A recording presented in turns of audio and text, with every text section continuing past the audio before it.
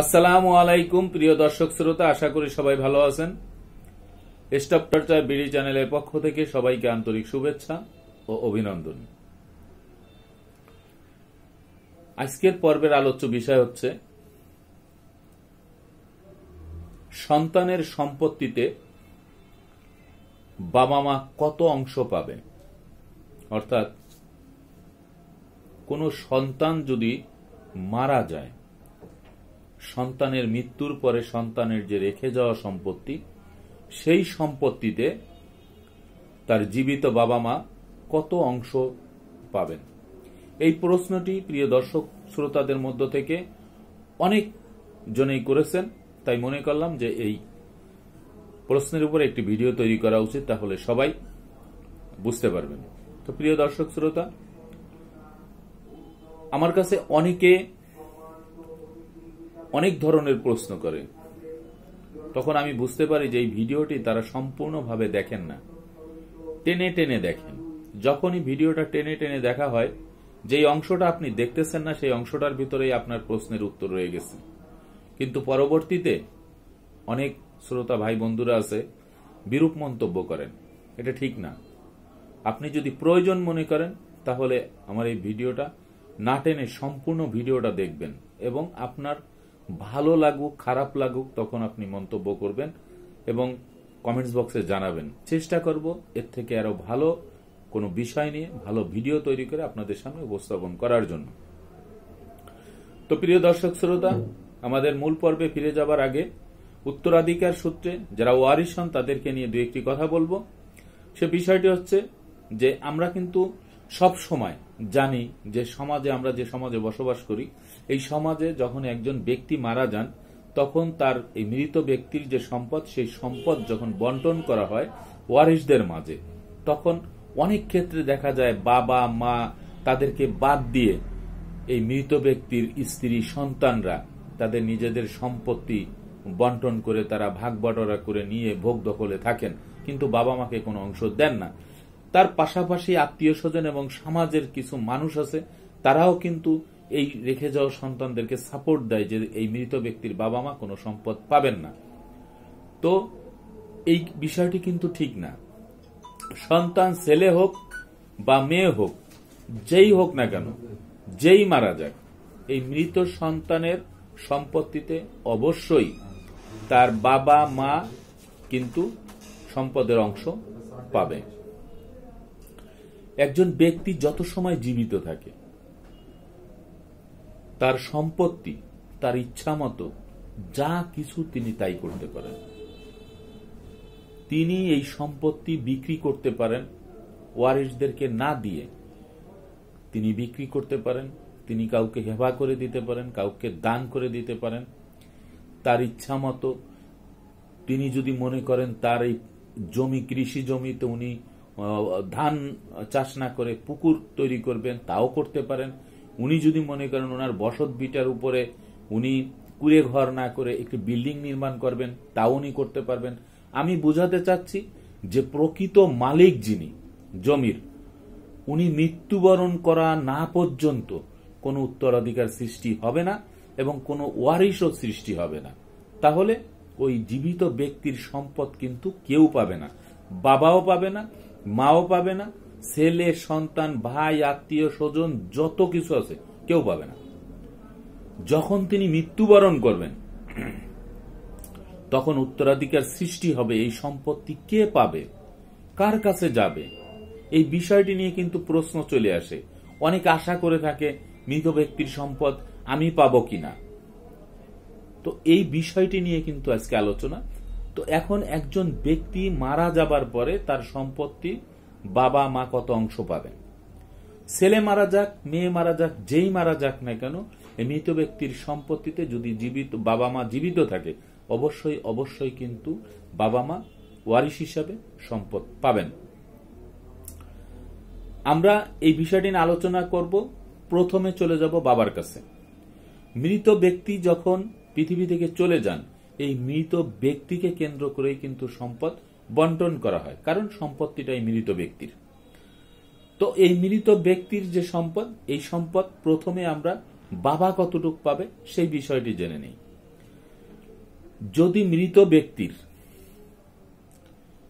কোনো ওয়ারিশ তার সন্তান থাকে, ছেলে মেয়ে স্ত্রী, যদি রেখে তিনি মারা যান, সেই ক্ষেত্রে এই মৃত ব্যক্তির সম্পদ থেকে তার বাবা 6/1 অংশ তিনি পাবেন। এই অংশটি তাকে দিতে হবে। এটা মুসলিম আইন বা ফারায়েজ মোতাবেক এটা তিনি 100% পাবেন। এখানে তাকে বঞ্চিত করার কোনো সুযোগ নেই।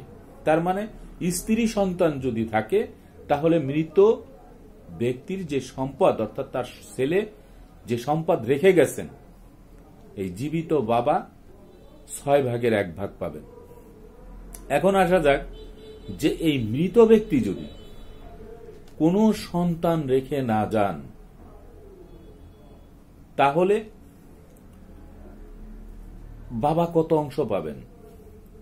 দেখুন, আমরা যদি ধরে নেই যে মৃত ব্যক্তি কোনো সন্তান রেখে যান নাই, তিনি শুধু তার স্ত্রীকে রেখে গেছেন, তাহলে মৃত ব্যক্তির স্ত্রী একজন ওয়ারিশ, তার বাবাও একজন ওয়ারিশ। তাহলে প্রথম অবস্থাতে হচ্ছে মৃত ব্যক্তির যে সম্পদ, এই সম্পদের যেই অংশটুকু প্রাপ্তি তার স্ত্রীর অংশটুকু তার স্ত্রীকে প্রথমে দিয়ে দিতে হবে। দেওয়ার পরে যে বাকি যে অংশটুকু থাকবে, এই অংশটুকু চলে যাবে হচ্ছে বাবার কাছে। তো এই বাবা সেই অংশটুকু পাবে।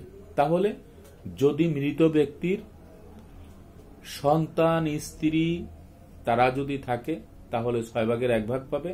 আর যদি কোনো সন্তান অর্থাৎ ছেলে মেয়ে কেউ না থাকে, শুধু স্ত্রী থাকে, সেই ক্ষেত্রে স্ত্রীর অংশ স্ত্রীকে দেওয়ার পরে যে অংশটুকু থাকে সেই অংশটুকু কিন্তু অবশিষ্ট ভোগী অর্থাৎ বাবার কাছে কিন্তু চলে যাবে। আশা করি এই বিষয়টা বুঝতে পেরেছেন। এখন আসা যাক মা কত অংশ পাবেন। এখন এই মৃত সন্তান যদি তার স্ত্রী সন্তান রেখে যান, তাহলে কিন্তু মাও 6/1 অংশ পাবেন। কিন্তু যদি তিনি স্ত্রী রেখে যান এবং 1 ভাই বা 2 ভাই রেখে যান, তাহলেও কিন্তু মা 6/1 পাবেন। আর দেখা গেল যে স্ত্রী সন্তান কেউ নেই, একমাত্র ভাই রেখে গেছেন, সেক্ষেত্রে মা কিন্তু পাবেন 3/1। আর যদি স্ত্রী সন্তান নেই, 1 ভাইয়ের জায়গায় 2 ভাই বা 2 ভাই 1 বোন এরকম যদি রেখে যান, 2 এর অধিক ভাই বোন রেখে যান, এই 2 এর অধিক ভাই রেখে গেলে তখন কিন্তু আবার মা পাবেন 6/1। এই বিষয়টি সবাইকে কিন্তু সুন্দরভাবে বুঝতে হবে এবং মৃত ব্যক্তির সম্পত্তি বন্টন করার সময় তার রেখে যাওয়া যে ওয়ারিশ, সেই ওয়ারিশের মধ্যে একজন ওয়ারিশ কিন্তু তার বাবা, একজন ওয়ারিশ কিন্তু তার মা। তাদেরকে কিন্তু বঞ্চিত করা যাবে না। অনেক সময় দেখা যায় যে এই সন্তানের মৃত্যুর পরে বাবা মা জীবিত আছে, বাবা মাকে দূরে সরায় দিয়ে তারা নিজেরা সম্পদ বন্টন করে জোর জবরদস্তি করে খাচ্ছেন। একটা কথা মাথায় রাখবেন সব সময়, যে ওয়ারিশ সত্ত্ব কিন্তু কখনোই ধ্বংস হয় না। আদালত কর্তৃকও কিন্তু এই ওয়ারিশ সত্ত্ব এটা কিন্তু ধ্বংস হতে দেয় না। এই ওয়ারিশ সত্ত্ব কিন্তু আপনাকে দিতে হবে, এটা কিন্তু আপনি মাপ পাবেন না। আমাদের সমাজে সব সময় কিন্তু কোনো সালিশ বিচার হলে বিজ্ঞ যারা সালিশদার থাকেন তারা কিন্তু অনেক সময় এই পরিবারকে বলেন যে মৃত ব্যক্তির বাবা সম্পদ পাবে না, মা সম্পদ পাবে না, অনেক সময় বেশি সম্পদ দিয়ে দেন। কিন্তু এই বিষয়গুলি কিন্তু তাদের একান্তভাবে জানা উচিত। আমার কাছে অনেক ভাই বোনেরা কিন্তু এই প্রশ্নগুলি করে থাকেন। তো আজকে যে বিষয়টি নিয়ে আলোচনা করলাম সেই বিষয়টি কিন্তু আপনারা সুন্দরভাবে আশা করি বুঝতে পেরেছেন এবং আমি এরপরে কিন্তু আমি বিভিন্ন প্রশ্নের উত্তরগুলিও আপনাদেরকে দিয়ে দিব, কারণ প্রত্যেকটা ভিডিওর সাথে যদি আপনাদের এই প্রশ্নের উত্তরগুলি দেই তাহলে অনেকেই বুঝতে পারবেন যে আপনারা, আমি যে ভিডিওগুলি করি, যে একজন মানবাধিকার কর্মী হিসাবে, আমি একটা মানবাধিকার সংগঠনের চেয়ারম্যান, সেই হিসাবে মানুষকে সচেতন করার জন্য যে উপদেশমূলক যে ভিডিওগুলি করি, এই ভিডিওগুলি দেখে অনেকে ফোন করেন, হয়তো ধরতে পারি না, কিন্তু ভিডিওর মাঝে যদি আমি এই প্রশ্নগুলির উত্তর দিয়ে দেই তাহলে অনেকেই কিন্তু তাদের উত্তরগুলি পেয়ে যাবেন। তো ধৈর্য ধরে আপনারা এই প্রশ্নগুলি, উত্তরগুলি আপনারা জেনে নেবেন। তার আগে একটি কথা হচ্ছে, আমাদের এই চ্যানেলটি যারা ইতিপূর্বে সাবস্ক্রাইব করেছেন তাদেরকে অসংখ্য ধন্যবাদ। আর যারা এখনো পর্যন্ত সাবস্ক্রাইব করেন নাই, দয়া করে চ্যানেলটি সাবস্ক্রাইব করে পাশে থাকা বেল বাটনটি অন করে দেবেন, যাতে করে পরবর্তী কোনো ভিডিও খুব সহজে আপনি পেতে পারেন। আর ভিডিও দেখে যদি আপনার ভালো লাগে, আপনি যদি মনে করেন আপনি কিঞ্চিত পরিমাণ হলে উপকৃত হয়েছেন, তাহলে ভিডিওটি শেয়ার করবেন, যাতে করে এই ভিডিওটি অন্যরা দেখেও উপকৃত হয়। এবং আমাদের কাছেও, বিশেষ করে আমার কাছে কিন্তু খুবই আনন্দ বা আমার কাছে খুব ভালো লাগবে যে আমার ভিডিও দেখে কেউ উপকৃত হয়েছে বা অন্যের কাছে অনেকে শেয়ার করেছেন। আর যদি কারো কোনো খারাপ লাগে বা আমার যদি কোনো ভুল ত্রুটি হয়ে থাকে, তাহলেও আমাকে আমার ফোন নাম্বারে আমাকে কল করবেন অথবা আমার কমেন্টস বক্সে জানাবেন। আমার ফোন নাম্বার আছে 01782998833। আমি আবার বলছি 01782998833। তো প্রিয় দর্শক শ্রোতা, এবার চলে যাব হচ্ছে প্রশ্ন উত্তরে। এক বোন প্রশ্ন করেছেন যে তার ভাই মারা যাবার পরে তার ভাইয়ের যে সম্পদ, সেই সম্পদের একটা অংশ তার মায়ের পাওয়ার কথা, কিন্তু তার ভাবি এবং ভাতিজা ভাইজি তারা ইচ্ছাকৃতভাবে চেয়ারম্যানের কাছ থেকে যখন ওয়ারেস ক্যাম্প সার্টিফিকেট নিয়েছেন, সেই ওয়ারেস ক্যাম্প সার্টিফিকেটের ভিতরে তার মায়ের নাম না দিয়ে তার মাকে মৃত দেখানো হয়েছে এবং ওয়ারেস ক্যাম্প সার্টিফিকেট যে কোনো পন্থায় চেয়ারম্যানের কাছ থেকে উত্তোলন করে তারপরে সেই সম্পদ বন্টন করেছেন, তার মাকে কোনো অংশ দেওয়া হয় নাই। প্রথমে ওই চেয়ারম্যানকে বলবো যে ভাই চেয়ারম্যান মহোদয়, আপনি কিন্তু একটি ইউনিয়নের চেয়ারম্যান, এই ইউনিয়নের মধ্যে কোন ব্যক্তি মারা যাচ্ছে তার ডেথ সার্টিফিকেটটা কিন্তু আপনার কাছে নিয়ে যাবার পরে আপনি কিন্তু একটি ওয়ারিশ ক্যাম্প সার্টিফিকেট দিচ্ছেন, কিন্তু এই ওয়ারিশ ক্যাম্প সার্টিফিকেটটি দেওয়ার সময় আপনি অবশ্যই অবশ্যই আপনার যে দফাদার থাকুক, চৌকিদার থাকুক বা আপনার নিজস্ব কোনো ব্যক্তিকে দিয়ে ওই বাড়িতে একটু তদন্ত করে ভেরিফাই করে আপনি একটু ওয়ারিশ ক্যাম্প সার্টিফিকেট দিবেন, যাতে করে এই মৃত ব্যক্তির রেখে যাওয়া কোনো ওয়ারিশ যেন বাদ না পড়ে। কারণ তার মার এই শেষ বয়সে তিনি যেন অন্তত তার ছেলের একটি অংশ যেন তিনি পান। আর আপনি যদি না যাচাই বাছাই করে যদি নিজের ইচ্ছা মতো যে কোনো সিস্টেমে, যে কোনো পদ্ধতিতে যদি আপনি ওয়ারিশ ক্যাম্প সার্টিফিকেটটা দিয়ে থাকেন এবং পরবর্তীতে যদি এই বৃদ্ধা মহিলা অথবা তার অন্য সন্তানরা যদি ডিসপুট দেয় বা কোনো আপত্তি করে বা আপনার বিরুদ্ধে আইনগত ব্যবস্থা নেয়, তাহলে কিন্তু অবশ্যই অবশ্যই কিন্তু আপনি দোষী সাব্যস্ত হবেন এবং আপনার কিন্তু পানিশমেন্ট হবে। হয়তোবা আমাদের দেশে অনেক সময় দেখা যায় পেশি শক্তি অথবা এলাকা ভিত্তিক কোনো লাঠির জোরে হোক বা বিভিন্ন কারণে, রাজনৈতিক কারণেই হোক, এই শাস্তিটা কিন্তু আপনারা পান না, কিন্তু মানসিক শাস্তি যে বিষয়টি আছে সেটি কিন্তু আপনি অবশ্যই পাবেন। কারণ এখানে আপনার কোনো স্বার্থ নেই, হয়তো ওই সময় কিছু স্বার্থ আপনি হাসিল করেছেন একটি ওয়ারিশ ক্যাম্প সার্টিফিকেট দিয়ে। এই কাজটা থেকে বিরত থাকতে হবে। যারা ওয়ারিশ তাদের সবাই নাম দিয়ে তারপরে আপনার ওয়ারিশ ক্যাম্প সার্টিফিকেট দিতে পারবে। আশা করি বোনের প্রশ্নটি যেটি করেছিলেন আমি আপনাদেরকে বুঝাইতে পেরেছি যে ওয়ারিশ ক্যাম্প সার্টিফিকেট নিয়ে আপনারা আপত্তি দিতে পারেন। আর এক বোন একটি প্রশ্ন করেছেন, সে প্রশ্নটি হচ্ছে, তিনি হচ্ছেন শিল্পী খাতুন। তিনি প্রশ্ন করেছেন, আমার বাবা 66% জমি ক্রয় করেছেন, দলিল আমার বাবার নামে, আমরা শিশু অবস্থায় বাবা মারা যান, আমার কোনো ভাই নেই, আমার দাদা 9% জমি আমার চাচির নামে দলিল করে দিয়েছে, এটা কি ঠিক আছে? বোন শিল্পী খাতুন, আমি যে ভিডিওটি এখন করলাম সেই হিসেবে আইনগত দিক থেকে এটা ঠিক আছে। কারণ হচ্ছে আপনার দাদা জীবিত আছে, আপনার বাবা মারা গেছেন, তাহলে আপনারা যেহেতু আছেন সেহেতু আপনাদের অংশ তো অবশ্যই আপনারা পাবেন এবং আপনার দাদা কিন্তু 6 ভাগের 1 ভাগ সম্পত্তি আপনার দাদা পাবে। তাহলে 66% জমি যদি 6 ভাগের 1 ভাগ সম্পত্তি যদি আপনার দাদা পান, তাহলে অবশ্যই বুঝতে পারতেছেন যে 10% থেকেও কিছু অংশ বেশি জমি কিন্তু আপনার দাদা পাবেন 6 ভাগের 1 ভাগ। যেহেতু আপনার দাদা 9% জমি আপনার চাচিকে লিখে দিচ্ছেন, সেই ক্ষেত্রে তিনি ঠিক আছেন। কিন্তু এই 10.6 অর্থাৎ যে সম্পত্তিটি আপনার দাদার পাওয়ার কথা ছিল 6 ভাগের 1 ভাগ, এই 6 ভাগের 1 ভাগ থেকে বেশি যদি কোনো সম্পত্তি তিনি অন্য কাউকে রেজিস্ট্রি করে দিতে চান বা বিক্রি করতে চান, সেই ক্ষেত্রে তিনি কিন্তু অন্যায় করবেন এবং এর বেশি সম্পত্তি তিনি দিতে পারবেন না। তিনি যে সম্পত্তিটুকু পাবেন 6 ভাগের 1 ভাগ, সেই 6 ভাগের 1 ভাগ সম্পত্তি শুধু শুনিয়ে দিতে পারবেন, আর বাকি সম্পত্তি আপনার ভাই বোন যারা আছেন আপনাদের। তারপরে এক ভাই প্রশ্ন করেছেন, তারা 3 ভাই একটি সম্পত্তি ওয়ারিশমূলে মালিক, 3 ভাই এবং তার মধ্যে 1 ভাই মারা গেছেন, এখন সম্পত্তিটি কিভাবে বন্টন করবেন? সহজ হিসাব, যে আপনার যে সম্পত্তি ওয়ারিশ সূত্রে পেয়েছেন বা কুরাই সূত্রে পেয়ে থাকেন, যেভাবেই পেয়ে থাকেন, এই সম্পত্তির আপনি যেমন মালিক, আপনার আরো 2 ভাই মালিক। তো 3 ভাই যেহেতু মালিক, সেহেতু 1 ভাই মারা গেছেন, তো 1 ভাই মারা গেলে তাতে তো কোনো সমস্যা নেই, আপনি বিস্তারিত কিছু লেখেন নাই। তো আমি যে বিষয়টা বুঝি যে আপনার যে ভাই মারা গেছেন সেই ভাইয়ের যে ওয়ারিশরা রয়েছেন, সেই ওয়ারিশদের নামে আপনি বন্টননামা দলিল করে দিতে পারবেন।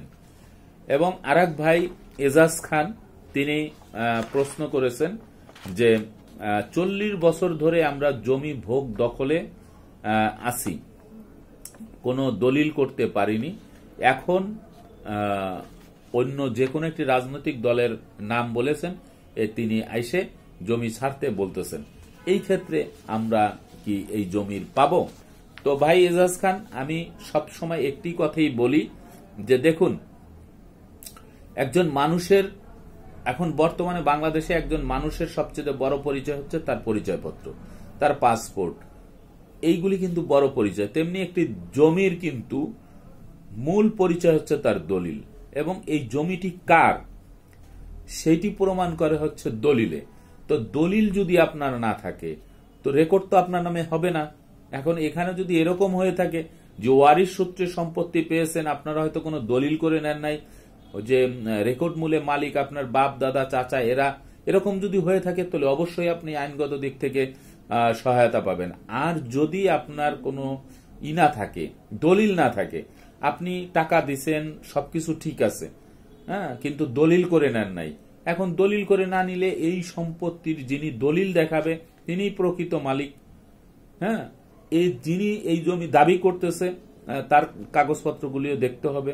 আর দ্বিতীয়ত হচ্ছে, আপনারা যে টাকা দিয়ে আজকে 40 বছর ভোগ দখলে আছেন, এই টাকা কাকে দিয়েছেন, দীর্ঘ সময় যাকে দিচ্ছেন, তিনি যদি জীবিত থাকে, তাহলে তার সাথে আপনি এলাকায় সালিশ বসিয়ে এলাকার গণ্যমান্য ব্যক্তিদেরকে নিয়ে বসে তারপরে আপনার দলিল নেওয়ার ব্যবস্থা করতে পারেন। আর তিনি যদি মারা গিয়ে থাকে, তাহলে এই টাকার কি প্রমাণপত্র আছে, তার যারা ওয়ারিশ আছে তাদের সাথে এটা নিয়ে বসতে পারেন। আর যদি আপনার টাকা দেওয়ারও যদি কোনো প্রমাণপত্র না থাকে, বা টাকা যদি না দিয়ে থাকেন, আপনি যদি কোনো খাস জমি যদি আপনি ভোগ দখল করে থাকেন, এরকম যদি হয়, তাহলে খাস জমি যদি আপনি ভোগ দখল করেন, খাস জমি নেওয়ার জন্য ডিসি মহোদয়ের কাছে আপনি প্রেয়ার দিতে পারেন। আর যদি মনে করেন যে না, মালিকানা জমি আপনি ভোগ দখল করতেছেন, তাহলে প্রকৃত মালিক 40 বছর পরে এসে যদি তার দলিল, তার রেকর্ড, খতিয়ানে যা আছে তাদের যদি নাম থাকে, তাহলে অবশ্যই সেই জমির মালিক তারা, এই বিষয়টি স্বাভাবিক। আর আপনার যে সম্পদ, এই সম্পদের যদি কোনো ডকুমেন্টস থাকে, তাহলে এলাকা ভিত্তিক আপনি সালিশদারের মাধ্যমে চেষ্টা করতে পারেন যে এই সম্পত্তিটা আপনাদেরকে লিখে দেওয়া হয় নাই, তবে আল্লাহর যদি রহমত হয় এবং সবাই যদি চেষ্টা করে এবং এর যদি সত্যতা হয়, এবং যে ব্যক্তি টাকা নিয়েছে তার ওয়ারিশরা যদি সৎ মানুষ হয় এবং তারা যদি স্বীকার করে, তাহলে অবশ্যই অবশ্যই আমি মনে করি যে এই সম্পত্তিটি আপনাদেরকে লিখে দেওয়া উচিত এবং আপনারা হয়তো পাবেন, যদি তারা ভালো মনের মানুষ হন। আর যদি তারা বলেন না, আমরা কোনো টাকা পয়সা নেই, এর কোনো প্রমাণ নেই, তাহলে অবশ্যই যার দলিল আছে, যার খতিয়ান আছে, তিনি হচ্ছে এই সম্পত্তির মালিক। তো আশা করি আজকের যে বিষয়টি নিয়ে আলোচনা করলাম এবং আমার কাছে যে প্রশ্নগুলি আসছে, সেই প্রশ্ন নিয়ে আপনাদের সামনে যে আলোচনা করলাম, যে ভাই বোনেরা প্রশ্ন করেছিলেন, আমি তাদের উত্তর দিয়েছি। আমার কথা বলার মাঝে যদি কোনো ভুল ত্রুটি হয়ে থাকে, তাহলে অবশ্যই আপনারা আমার কমেন্টস বক্সে জানাবেন। আমি সবসময় একটি কথা বলি যে দেখুন, আমি কিন্তু সব সময় কাউকে ইঙ্গিত করে উদ্দেশ্য প্রণোদিতভাবে কাউকে হেয় করার জন্য কিন্তু আমি ভিডিও তৈরি করি না। আমি ভিডিও তৈরি করি একজন মানবাধিকার কর্মী হিসেবে, যে একজন মানুষ যদি আমার এই ভিডিওটা দেখে যদি কিঞ্চিত পরিমাণে উপকৃত হয়, যেহেতু আমাদের অফিসে সব সময় এই ধরনের অভিযোগ নিয়ে মানুষ আসে, পরামর্শ দিয়ে থাকি, তো সেই পরামর্শটাই কিন্তু আমি আপনাদের সামনে তুলে ধরতেছি এবং আপনাদের বিভিন্ন কমেন্টস পড়ে তারপরে একটি ভিডিও তৈরি করি। এর মধ্যে কিছু ভুল ত্রুটি হতে পারে। যদি আপনারা মনে করেন যে ভুল ত্রুটি হয়েছে, অবশ্যই আমাকে আমার ফোন নাম্বার আমি এই ভিডিওতে উল্লেখ করে দিয়েছি এবং ডিসক্রিপশন বক্সেও থাকবে, আপনারা আমাকে ফোন দিতে পারেন। তবে ফোন দেওয়ার সময় হচ্ছে সকাল 11টার পর থেকে রাত 8টার আগ পর্যন্ত ফোন দিবেন। এর মধ্যে নামাজের সময় ব্যতীত আপনি যে কোনো সময় ফোন দিবেন। যদি আমি ব্যস্ত না থাকি তাহলে অবশ্যই আপনার ফোন রিসিভ করবে এবং আপনার সাথে কথা বলবো, এবং আমি যতটুকু জানি, আমার পক্ষে যতটুকু আপনাকে পরামর্শ দেওয়ার অতটুকু আশা করি ইনশাল্লাহ আমি দিব। এবং যদি আপনার ফোন আমি রিসিভ করতে না পারি তাহলে অবশ্যই আপনার ফোন আমি ব্যাক করব, পরে আপনার সাথে কথা হবে। তো প্রিয় দর্শক শ্রোতা, আজকের যে বিষয় নিয়ে আলোচনা করলাম সেই বিষয়টি এ পর্যন্ত। আগামীতে দেখা হবে অন্য কোনো ভিডিও নিয়ে। সে পর্যন্ত ভালো থাকবেন, সুস্থ থাকবেন। আল্লাহ হাফেজ।